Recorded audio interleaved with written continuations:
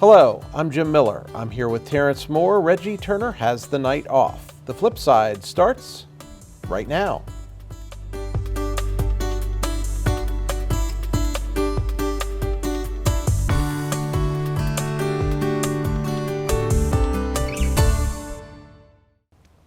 Welcome to the show. We're here tonight with Meg Jancuk, the Senior Director of Quality Assurance, Health and Safety from the ARC of Washington County.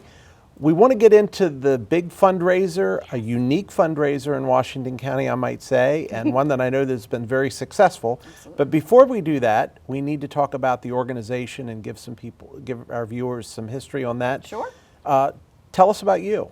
Okay, so my name's Meg. I'm the Senior Director of Quality Assurance, Health and Safety, like you just mentioned. I have been in that role with the ARC for 2 years. Prior to that, I was working in their Behavioral Support Services program, so I was in that program as a behavioral consultant for 5 years. So I've been at the ARC for 7 years. My educational background, I have a master's in clinical psychology, so going into the behavioral side of things really felt appropriate when I completed my master's. Born and bred in Baltimore County, moved out to Frederick County actually in the early 2000s, and now I'm a Washington County resident. I have a really old house in Boonesboro that I'm pretty sure has ghosts, but I still love it, so that's good. And the ghosts, I asked them to do some cleaning today, so I'm hoping that they actually took care of that for me. Let me know how that works out. I think I have a ghost in my house, but I can never get... Maybe I can rent them out. There you go. Rent a ghost. There you go. So that's kind of my background. I'm one of 2 siblings. I have 2 nephews who are both on the autism spectrum, and my dad is my favorite person on the planet. What led you to the ARC? So it was actually very kind of serendipitous. My mother passed away in 2016, and before she passed away, I had quit my job working at the ARC of Frederick County so that I could take care of my mom. And when it was time after she passed, I needed to start working again. The ad was up on Indeed for a behavioral consultant at the ARC. I had finished my master's and had really already been looking for a better way to utilize my education and my skills. So that's what got me to the ARC. So special needs, I know that people that get into that business, most of them that I talk to absolutely love that business. They love the difference they're making in people's lives. Absolutely. Talk to me about your history with that. Sure. So I started truly in mental health. I was working at a residential treatment center for adolescents who had mental health disorders, but we ran a unit for individuals who had what then the diagnosis still existed, pervasive developmental disorder, which would fall under that category of special needs, which they were some of the best people that I had ever met. And I took on an admin role at that organization at the time, but then really kept picking up extra shifts so that I could keep working with the people supported and just enjoying my time with them. And it's really those, I tend to go more towards the quirky people in life in general. You know, you get those run-of-the-mill, this is what, I'm a mom, I'm this for my profession, and I do this on the side. But I want to know, what are the weird things? What are the strange people, the strange, quirky things? And that's what I kind of tend to go to. I find that in the staff that I work with, along with the people that we support. Well, and you're probably in good company with Terrence and I won't speak for Terrence, but yeah, I've got my quirks, but we won't talk about those right now. Sure. That's Terrence, another one. what say you? I want to hear a little bit about the organization and also some of the histories, but I want to work backwards from there. I'm going to start with your vision. Individuals with disabilities have the opportunity and needed supports to contribute the fullness of their being to the wealth of human community. Mm-hmm. That's a powerful vision. It is a powerful vision. Speak to me a little bit about that vision and how the ARC drives that way and some of the history as well. So going along with vision is our mission, and our mission statement is empowering all to achieve meaningful lives. And truly knowing, unfortunately, the history of those who have intellectual and developmental disabilities coming from these institutions where they were just thought of and treated as not members of the community. Mm-hmm. They were put in giant rooms, not fed adequately, not receiving those services to really become wonderful parts of the community. So now our goal is we want to do whatever we can to support all 448 individuals that we have at the ARC, that we support at the ARC of Washington County, to be out there, working in jobs, volunteering where they want to volunteer, learning to do different skills, attending paint nights or whatever it is, to really help them be the best version of themselves that they want to be. We certainly don't, tell anybody that they have to do anything. Everything is very person-centered. If this is what your goal is for life, then we are going to help you achieve it. And it's very much a help. It's an assist. It's not, I'm going to do it for you. I'm going to teach you the tools and help you get there. And I love the organization because I know a lot of organizations have an inclusion statement or inclusion activities. Mm-hmm. Your whole organization is just about inclusion and being included in the community and not seen as an other. Absolutely, 100%. And along with that, helping the individuals that we support become part of our general community and promoting that inclusion, we actually promote our own staff inclusion as well. We bring ourselves into their world instead of just bringing them into ours, and that is a very important part of providing services to the individuals that we support. Otherwise, they're doing all the work, and we need to make sure we are too. Absolutely. So a little bit of the history of the organization. Sure. So 1952, we had a group of parents who could not find true public school support for their children who had intellectual and developmental disabilities. And so they band together and they were able to start providing those supports. They did homeschooling. They were able to get that education for those children, and it just blossomed from there. It started very small, grassroots, and now has built into an organization that's not related to school. It's, are we helping you find employment? Are we helping you get into the community doing personal support work? And so it really all just started from that group of parents who said, this isn't enough. Washington County is missing something, and what can we do? And 52, 23 now, so 75 years later, here we are, and we have really leaned on the community to help us build this organization into what it is. Is it a lifelong relationship, or is there some transition built into the program? That depends, because noting that we are not the only organization in Washington County that provides supports for those individuals with intellectual and developmental disabilities.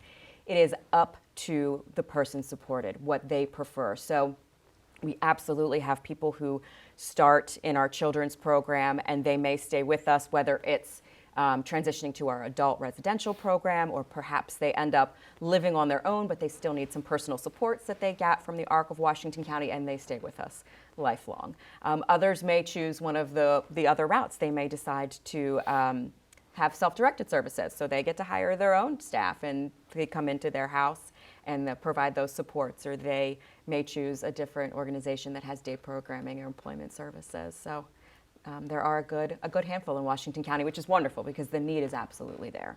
Wow. So talk to me about the range of what success looks like for your clients. So for those that are significantly developmentally disabled to those that are, I don't know what the other end of that continuum looks like. Sure, at the higher end of the spectrum of autism or disability. So that success is really dependent upon the person. So I can think of somebody right now who is medically fragile and very, very low functioning, and for him, a successful day is not engaging in any problematic behaviors. For some of our more high functioning individuals, it's absolutely going to be learning those skills to potentially live on their own, and hopefully they're able to do that if they have those skills and the supports in place to do that. Some of them, it's going to be maintaining employment that perhaps they've been struggling with. So really it's whatever their goals are, and we have it's in place with the state in general, not just the ARC of Washington County, that every year the goals for every single person that receives services from us are reviewed and discussed, and we talk about the successes that we've had for that year and what do we want to see this coming year.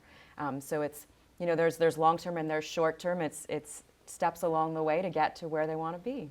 So your clients, do they have individualized goals that you set with them? Yes, every person has what's called a person-centered plan.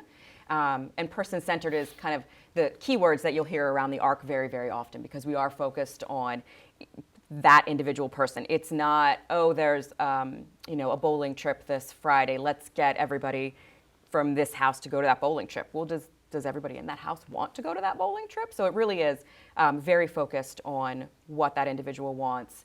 And like I said, every year we review those goals and update them as they desire. Wow. Well, we want to get into more of this, but at this point we need to take a break, so hopefully you'll stick around for a couple more segments with us. Got it. Stay with us. When we come back, we'll have more with Meg Jancuk from the ARC of Washington County.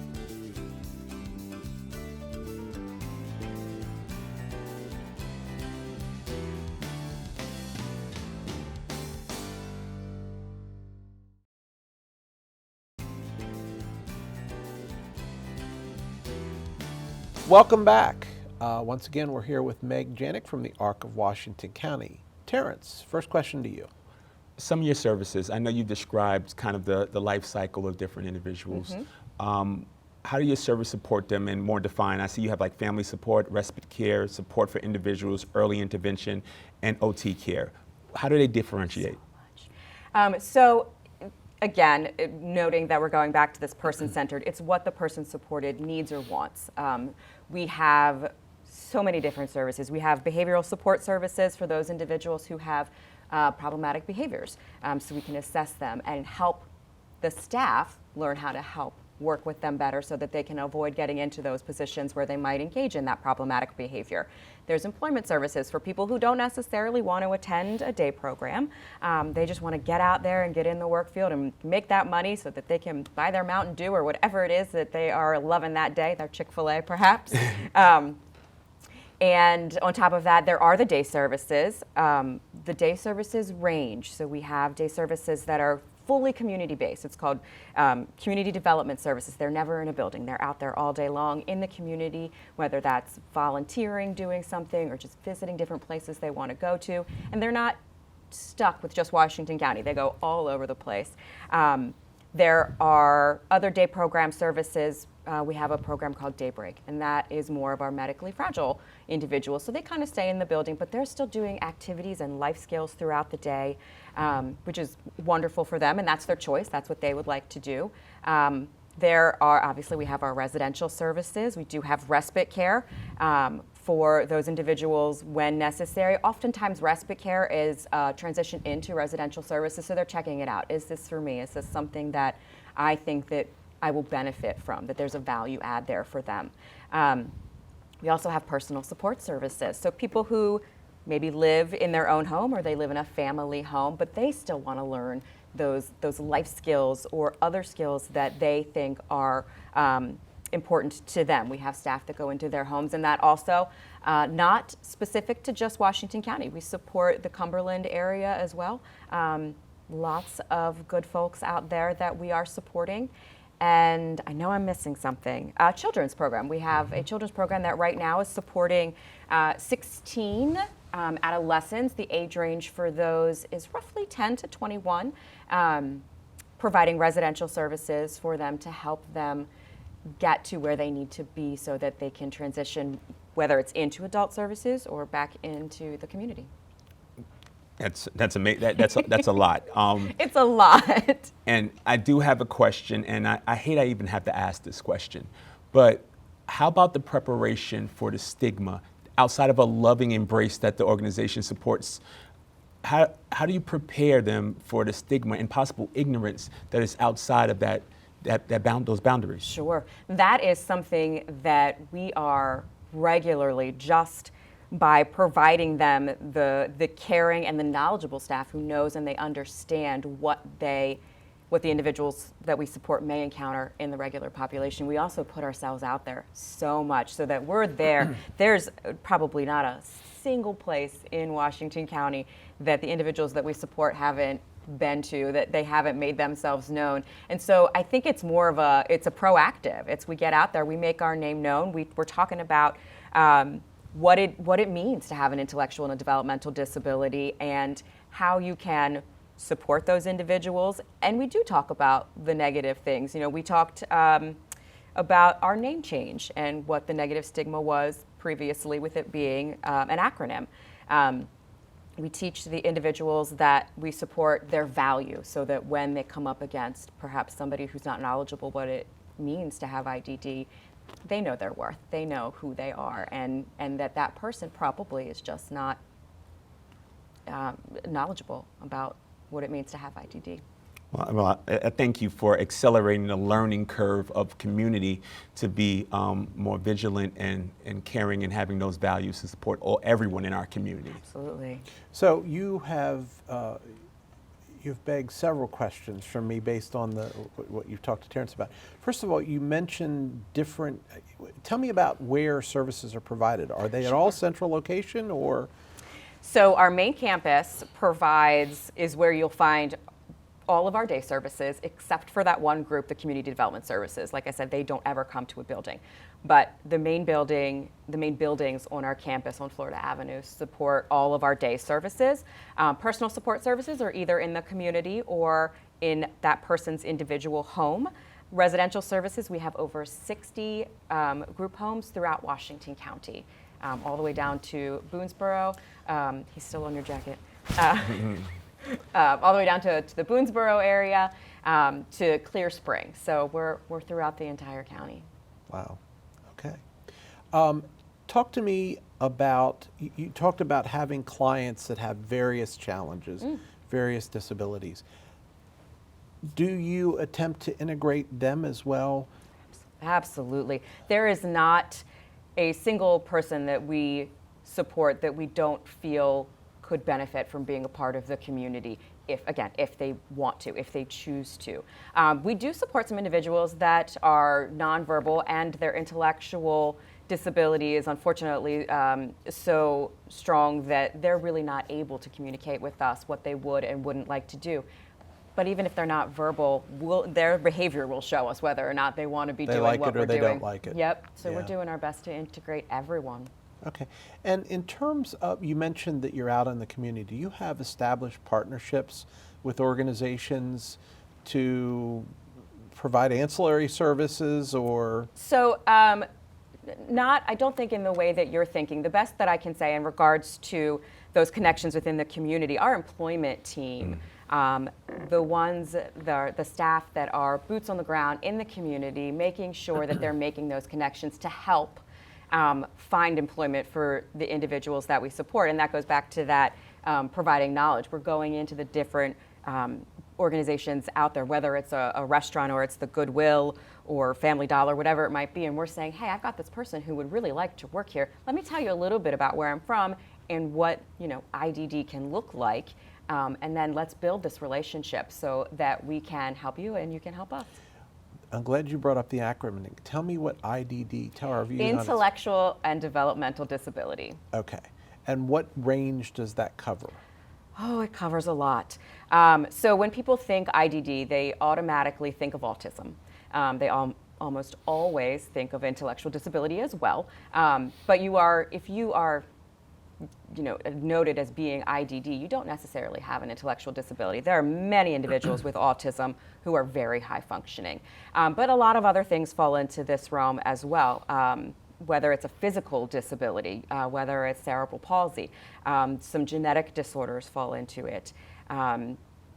Things as much lower down on the list of severity, so maybe you have dyslexia, that actually falls into the category as well. So the people in your organization that are providing care, give me a range of what we may expect to find there. Is it people like you that are high degree, highly educated? Are there people on the other end of the continuum that are providing personal services, kind of LPN type things? They run the gamut. To be hired by our organization, minimum you have to have a high school diploma or a GED. Those individuals, so our direct support staff, again, it could be anything from a high school diploma to a master's degree, depending on what it is that you want to do, what skills you're bringing to the table. We also do have nursing services. So we do have several LPNs. We have some medical assistants. All of our staff who are providing services become certified med techs while they're with us. Wow. They get, they get trained on many things in the process of being hired, which is why it's not necessary, to have a master's degree or even a bachelor's degree to provide services to the individuals that we support. We're going to teach you it's a 3-week training when you get hired to make sure that we're giving you the skills that you need to provide the services to the individuals we support. How about volunteers? Volunteers are, they go through the training process too, if they're willing to do it, which is often a kind of a sticking point. We need you to go through this 3 weeks of training with us, but we'd love to have you. So tell me what a volunteer would do with your organization. It could be anything that a regular direct support staff would do, whether that is providing services, helping with activities of daily living in the home, taking people out into the community, helping on the employment side, helping teach how to write a resume, what their skills are. We wanted to share that with the individuals that we support so that they get. Really? Mm-hmm. Very cool. And how many volunteers do you have? How many? We need more volunteers. We need more volunteers. No, absolutely. It's a great organization, and I know volunteerism is, it's been difficult for a lot of organizations across the board, but I think this is one that pays it back immediately, the time that you spend in support. How about your leadership? How does leadership look in your organization? So we have 2 main leadership groups. We have what we call senior leadership, and then we have joint leadership. So senior leadership are all the staff, the admins who oversee a specific part of the community. So we have a senior leadership designee for residential services, one for personal supports, one for quality, one for our children's services. I think there are 10 of us that are senior leadership. And then underneath of that is the joint leadership, which includes all of our program managers and program directors, really the staff who are giving direction to our DSPs to help them be the best DSPs that they can be to support the individuals. Wow, it truly takes a village. It does. Well, saying that senior leadership, I think there's roughly 10 of us. Joint leadership is 40. Wow. Yeah. What's the total staff count? Right now, I believe it is about 550. 550? 550. Supporting over 400. Roughly 400. I think it's 448 when I looked today. Wow. Yep. I had no idea. We are the largest nonprofit provider of disability services in Washington County. So let's talk about that. So you are a nonprofit provider. You are not a state agency. We are not a state agency. You are not associated with the Washington County Public Schools. We are not associated. You provide services for potentially school-age people, but you also provide services for adults. Absolutely. So you are a traditional nonprofit like Horizon Goodwill, like the United Way, You got like it. many others. Yep. Interesting. Wow. I want to talk about funding. Sure. But I think we should probably wait for our next segment to do Okay. that. So I hope you want to hear about funding, because that's what we're going to talk about next when we come back. Stay tuned.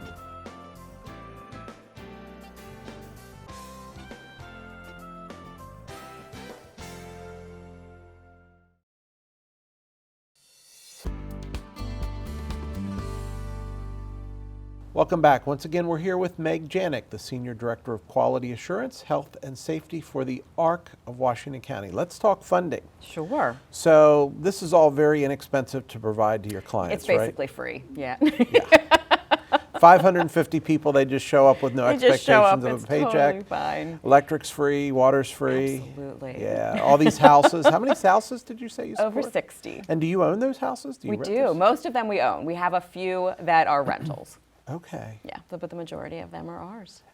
And I'm not to get off on a tangent here, but those houses, are they 2-bedroom, 3-bedroom? They change. So the majority of the houses that we have support somewhere between 3 and 4 individuals, so 3 or 4 bedrooms. But we have a few that have 8 and 9 bedrooms. So we have our bigger houses. Those are our, we consider them like our medical houses. So the people who are more medically compromised end up in our bigger houses so that we can keep a And good. are those houses distributed? Might I have one down the street from me You in absolutely Williamsport? may. Oh yeah, you absolutely might have one in Williamsport. Okay. Yep. And so they may be my neighbor, and Yep. they may be out planting their garden, and I may be able to go over and say, hey, how you doing? And please do. It's a wonderful thing. We actually have really great relationships with the neighbors of the houses because we've been established for a while, and so we make ourselves known, and we have great interactions with the majority of our neighbors. They definitely have met the individuals who live there, and they get involved sometimes as far as we'll help you bring the groceries in or something like that. So integration is not just something you talk about, it is truly. Absolutely. Wow. Absolutely. So how is this funded? So the majority of the individuals that we support are funded through the Developmental Disabilities Administration.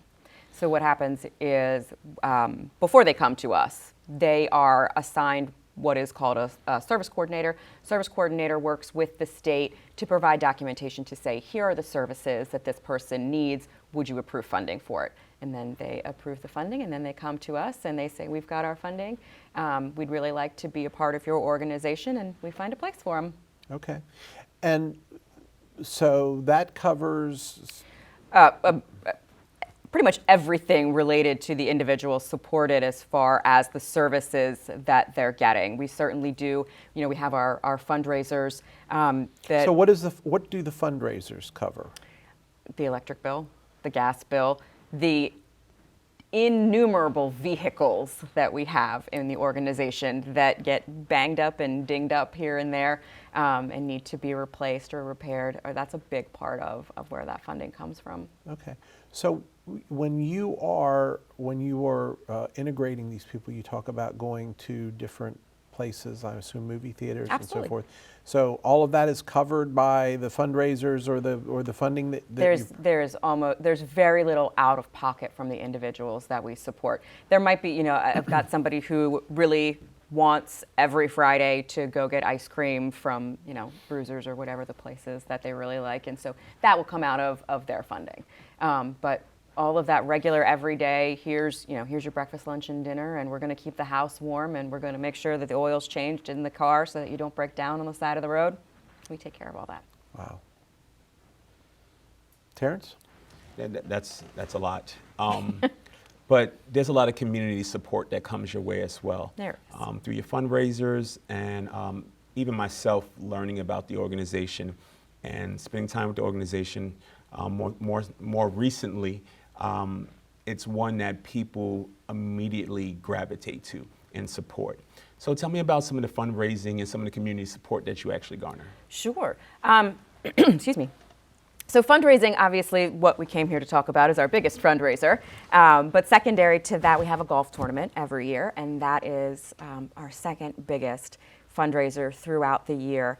I think there were 36 teams of 4 that played in our golf tournament this year.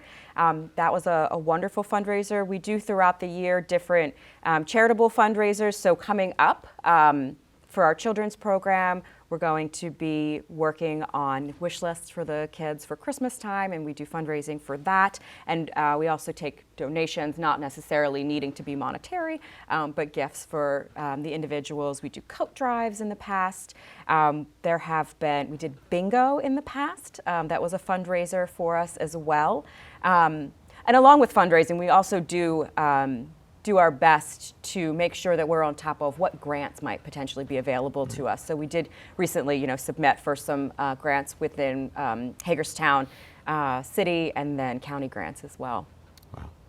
And are you often successful at getting those? We have been very successful recently. We just received a few that are going to be going towards, again, some newer vehicles, wheelchair accessible vehicles, which are really important. We also have walking paths on our property that we want to make more accessible for all the individuals that we support. So one of the grants is going to be going to paving those. Wow. And any other big capital projects or facility projects in the works? The biggest is what we're here to talk about, which I guess we're not saying until we get to it, and then the golf tournament. So you, from time to time, I'm assuming, need to buy additional houses as your population increases? It hasn't gotten to that point recently. We've actually downsized a little bit recently. The turnover, as much as we are bringing new individuals in, our older population is leaving us, so it's been pretty even. Wow. Yeah. The emotional piece of this job has to be either here or here. Yeah, we lost someone, just a quick story, we lost somebody not long ago. I believe he was in his 70s, and his mom, who was in his 90s, came to us and brought all of the medals that he had won in the Special Olympics. So now his medals are all over the Ark so that they can be seen still. Oh, Wow. that was a heartbreaker. Yeah. So you have a golf tournament. Any other fundraisers other than the big one that we want to talk about? Those are the two big ones. Those are the two big ones. And what is your total budget? Do you know at this? You don't know. I don't know. 550 people. You're guessing it's in A lot. well into the tens of millions of dollars. Let's go with that. Yeah. Okay. Interesting. Well, let's talk about the big one. Woof. And the big one is coming up. This is the October 21st. October 21st. So we've got less than a month at this point. Do. The reality is, although the fundraiser is on October 21st. Well, first of all, tell us about the fundraiser. Am I allowed to name it now? You are now allowed to name All it. right. So every year we do Dancing with the Ark Stars. It is our biggest fundraiser. It is our 11th year of doing this fundraiser, and we have, in the last 10 years, raised over $1 million for the individuals that we support via this fundraiser. Some of that is sponsorships, some of it is tickets purchased to attend the event, and some of it is our dancers out in the community getting people to vote for them. Every dollar that is donated to the dancers is considered a vote. So they're working to do their best to get as many as they can because they want to win. So who are our dancers this year? So each year there are 3 pairs of dancers. This year we have Matt and Jen are one pair, Bailey and Nicole, and Terrence and Lori. Okay. Yes. And they will each do 3 fabulous dances. It is Live? Live, absolutely. Fountainhead? At Fountainhead. Is the event sold out yet? Can we still get tickets? It is sold out. You can't get tickets. Wow, okay. Been sold out for a couple of weeks It now, has I been guess. sold out for a couple of weeks, which is wonderful. And how many will be in attendance of the event live? I believe it is between 250 and 300. Wow, I didn't know Fountainhead could hold that many people. Watch out. Don't get nervous, Terrence. Less space to dance, but more money for the organization. There you go. But that doesn't stop people from voting for, AKA contributing to their Correct. favorite couple, or the Correct. organization through their favorite couple. Right. How do we do that? So the easiest way to do that is to go to the Arc of Washington County's website. You can get information there, more information about the dancers if you'd like to learn their background. I can tell you that historically we have had all sorts of fun dancers. One of the dancers that we have this year is actually on our board. We've had different hospital CEOs, superintendents, a couple of, the president of Hagerstown Community College once danced for us. So you can go to the ARC website. You can kind of see some of the history. You can learn about the dancers now, and you have the opportunity to donate from there. Excellent. So how many years have you been doing this? Tell us a little history of the event that you know. So this is the 11th year. I attended for the first time last year, which was incredible.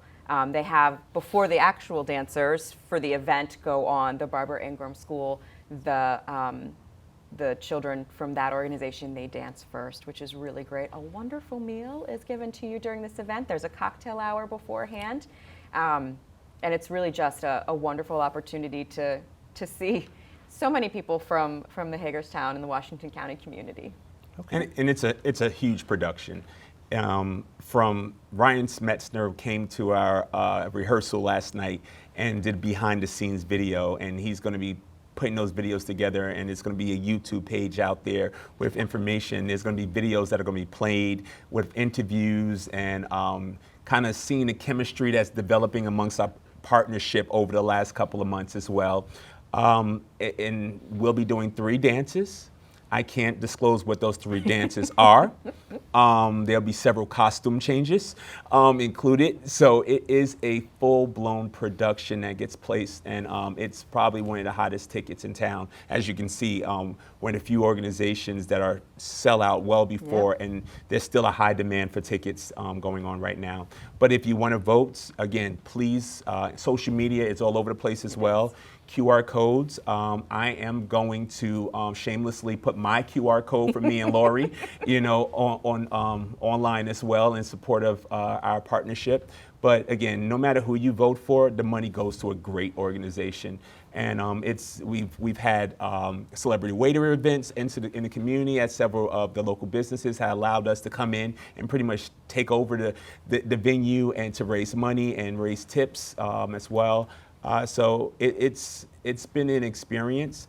It's been a learning experience for me as well, because in my brain, I'm still 25, but my knees say I'm pushing 60. So there's been some bumps, some bruises, some sore days amongst us as well, and we haven't even ramped up for the home stretch yet. So, and I can also say it's been a great opportunity from our instructors to all the participants to develop that kind of relationship. And also many people from the organization, past dancers, have stopped by our rehearsals as well to lend support. So it's been a great experience.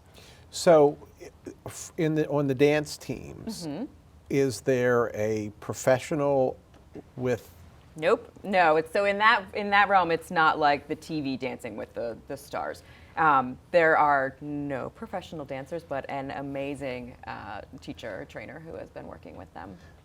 Okay, excellent. Yeah. And you practice together, Terrence, with all 3 couples? All 3 couples, we jointly dance in our presentation. So we learn the choreography of each of the 3 dances, and we learn to dance with our partner, as well as dance with the other teams, simultaneously as we perform. So it's been a learning experience as far as how much I enjoy dancing. I've danced my whole life, but this is a whole different level of dancing and learning the choreography and learning specialized dances and taking feedback and correction on the fly. So, I find myself dancing at my desk pretty often, trying to remember my choreography. And we even have our own individual sessions. So we go to the school and we practice, and we really want to perform and put on the best show possible. And it's amazing to see everyone give 110%. No one cuts corners. Everyone is doing their best, and we're going to put our best foot forward on the 21st of October. So what dance school are you associating with? Well, the Barbara Ingram Dance School is initially kind of where things got started, bringing them that part of the dance school in. What is, I don't remember the name of your instructor. Madam Madam Renelle Fleury. Yes. Okay, that's what I thought, because she's been with that event, maybe not since the beginning, but pretty close. I don't know, but I know that when I was involved many years ago, she was a part of it, and she is extraordinary in my opinion. One of the instructors who has done all of the events up to ours, we're the first. He retired this year, and he was 94 years old. 94. Still teaching dance, and can move a lot better than I can at 44 still. So it's amazing how much dedication comes from the community and support as well. Yeah, absolutely. Wow, that's great. Okay, well, what other questions do we have for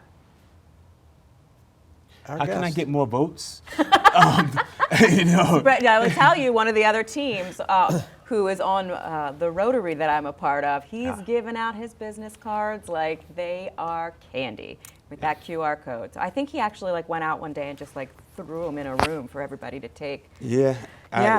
Bailey is, so shamelessly, if I can open my phone up here, sorry. My QR code is my screensaver on my phone. Oh my gosh. So whenever I'm in public and I mention it to somebody and I say, vote for me, they say, oh, go home and vote. I say, you can do it right now. Just scan the code right from the QR code and vote. The screensaver or the background, and they just scan the background. Yep.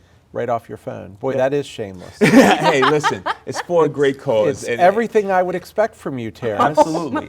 I market it to the extreme. It's There all you over go. social media. I've actually been doing a running episode update every week after our sessions because something happens every week, and it's kind of like being on a TV show. And from my knee swelling up because I tore my man. MCL and dancing on it and swelling up, to the birthdays we've shared together, to special events that we've had together amongst one another. But it's been hilarious at least every week. So it's something I don't dread to do, but it's a great opportunity. And I'm down 35 pounds. Holy Wow, moly. that's Yes. great. That's I had incredible. to spend a year with a trainer to do that. Okay, so well, thank you for joining us. Of We course. appreciate it. Just out of curiosity, so if you raise, see if my math's right here. If you raise $100,000 a year, you've got 3 couples. So, Terrence, the baseline here is about $33,000 in donations. So It is, and last year was a record-breaking year was. as well. They raised the bar. The bar is very high. It's a good thing you're very tall. That's it. That's it. So you need all of your supporters, and all of the dancers need all of their supporters to break out the checkbook and add a 0 to whatever it was that they thought they were going to to contribute, right? That's right. And let's see if we can break last year's record. Yes. That's always the goal. That's great. Well, Meg, It's go a ahead. call out to the FlipSide viewers right now, right? Help lend your support. Vote for me first, but vote for everyone else as well. You can vote multiple times, but vote for me first and Lori. And but lend your support to this organization. We've learned a lot today, and it's an amazing cause. Thank you. Well, we love you here, Terrence, but when we put the website at the bottom, we're not going to put your specific code. We're going to put the general code. Sorry about that, bud. I'm going to share it myself anyway. There you go. Meg, thank you for joining us. We appreciate to be your here. Thank you. and I hope you'll come back and tell us it. I think there's a lot more we need to learn as a community and as a TV show about the wonderful work that you do. Thank you so much. So I hope you'll come back and join us again. I'd at be some happy point. to, only if Terrence dances in front of the camera for everybody. Hey, anything for a good cause. Excellent. Stay with us. Up next, Fast Five.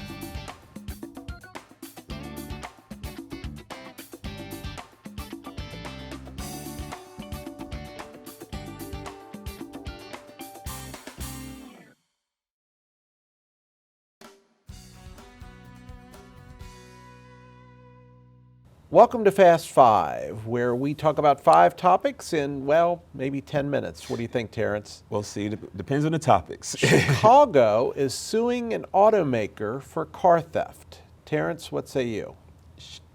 Chicago is suing an automaker for car theft. I'm assuming it's more so about not providing the right controls to prevent the car theft. Well, so they are suing Hyundai and Kia, apparently, which is owned by Hyundai, and they're suing them because of their failure to install anti-theft technologies in Right. multiple models of cars. Is this a city trying to get around the fact that they have just a terrible crime problem? Yeah, I think it's passing the buck.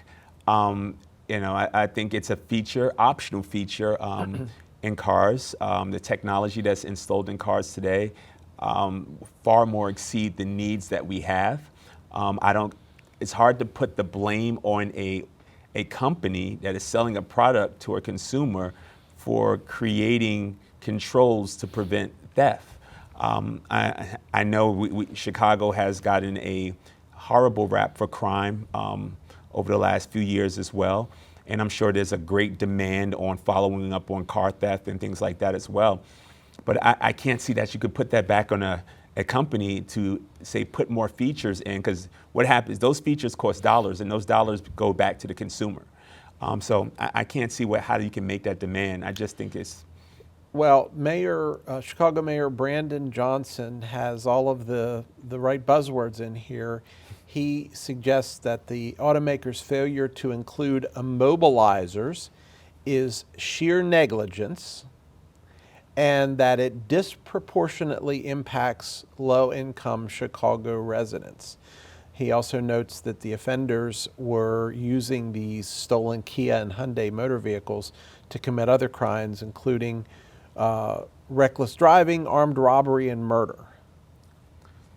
Yeah, I don't think you can really blame that on a community or saying disproportionate community as well. Because again, if you put those features in a vehicle, it also increases the cost of said vehicle, Right. which will cost many of those people in the community out of purchasing that community. Car companies aren't going to just add that feature. And Well, and how many low-income households go out and buy new Hyundais and Kias? And how many of these low-income households buy other cars that don't have the immobilizers because they're old enough? Immobilizers are relatively new technology. Absolutely. And there's also some privacy issues that come along with some of the tracking and mobilizing vehicles as well that people have to opt into, and there's no opt-in or consent in many cases, which also opens up more litigious attacks on the organization. So I think it's less about being negligent, but more being preventive of lawsuits and protecting privacy for those who don't want those items in their vehicles. Does this lawsuit go anywhere? No, absolutely not. It can't. It can't. It is demanding a private entity to provide a service or optional service on something that they're not required to do so. They're required to create a vehicle that meets safety regulations. That does not put the buyer at harm in those safety regulations. So that's just something to add a control that would limit the burden on a police force and policing crime to prevent those kind of car theft. So I can't see it going anywhere. Next topic. President Joe Biden is basically losing in virtually every poll. He was certainly outpaced double digits by former President Trump. Now he's being outpaced by Nikki Haley, and others are on his heels in terms of his approval rating. What are the Democrats to do? Hope that the economy changes, hope that we don't see a cold winter economically and socially, hope that nothing major happens globally. I just think there's too many points where the sitting president can go wrong, which is only going to hurt him. And I don't see where he has the runway to make any major or drastic changes that can change that perception. All right, you have to lose that seat, and it's easy to lose the seat when you're sitting there and have to be judged against everything that's happening in our society. And I tell you, his promises on student loans really bit him. It showed his lack of aggression. It showed and everything he's trying to put in place now to supplement that is not going over well. It's poorly executed, and it's just bringing into light that everyone wants someone new. Not saying it's former President Trump, but I think we're getting to a point where it's going to be hard to go to the ballots next year and have those two options. Yeah. Well, if former President Trump isn't in jail. Absolutely, and that's creating more and more distrust in our government, and I think we have to exercise some humility at this point in time and realize sometimes stepping away does the best as a commander in chief. Yeah. How much of this, I have argued for a long time that presidents don't have as much control over the economy and the business cycle as what we might all think they do. And I know they have short-term and long-term opportunities to make changes. They have the Fed discount rate, which has been on the rise. Right. A year or 2 years ago, the discount rate was at, or the prime rate was at 2-point-something%. It's now in the 8s. That's a significant impediment for people that are wanting to get into business, or the businesses that are wanting to finance growth, because loans are not just about for new businesses. Loans, if you are in a business and you need to you're seeing the potential for significant growth, you're probably going to have to go out and borrow money to fund that growth. Right, and it's also creating a bottleneck in our housing market. When we have the demand for homes, being a homeowner is a shot in the arm to our economy. You have more and more people buying homes, they buy more goods for their homes, they do repairs for their homes. It really spurs the economy. And when those interest rates are high, people don't want to sell and get into a new home when they have 3% interest rates and they have maybe going into a 7 or 8% interest rate. And people who want to buy right now as well, it's hard because no sellers are on the market.